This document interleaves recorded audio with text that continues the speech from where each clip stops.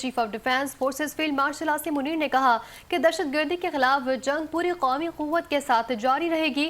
I S P R کے مطابق general head quarters Rawalpindi میں پاک فوج کے افسران اور جوانوں کو عسکری اعزازات دینے کی ایک پروقار تقریب تقسیم اسناد منعقد ہوئی۔ فیلڈ مارشل سید عاصم منیر نے بطور مہمان خصوصی تقریب میں شرکت کی اور شہداء کے اہل خانہ، افسران اور جوانوں کو آپریشنز میں غیر معمولی بہادری اور ملک کی نمایاں خدمات کے اعتراف میں اعزازات سے نوازا گیا۔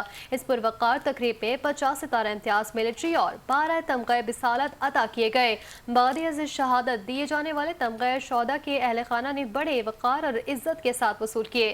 شہداء اور غازیوں کو خراج عقیدت پیش کرتے ہوئے فیلڈ مارشل نے کہا، شہداء اور غازی قوم کا دائمی فخر ہے، ان کی عزت اور قربانی ہر پاکستانی کے لیے ایک مقدس امانت ہے۔ ہمارے وطن کا امن اور سلامتی انہی کی عظیم قربانی اور فرض سے بے لوث وابستگی کا نتیجہ ہے۔ فیلڈ مارشل نے شہداء کے اہل خانہ کی استقامت، وقار اور ثابت قدمی کو بھی زبردست خراج تحسین پیش کیا۔ وطن سے ان کی بے مثال قربانی اور غیر متزلزل وابستگی کو بھی سراہا۔ چیف آف ڈیفنس فورسز نے پاک فوج اور قانون نافذ کرنے والے اداروں کی عملی تیاری اور غیر متزلزل عزم کو سراہتے ہوئے دہشت گردوں کے خلاف ان کی مسلسل کوششوں کی تعریف کی۔ اس عزم کا اعادہ کیا گیا کہ ملک بھر میں پائیدار امن اور استحکام کے حصول تک دہشت گردی کے خلاف جنگ پوری قومی قوت کے ساتھ جاری رہے گی۔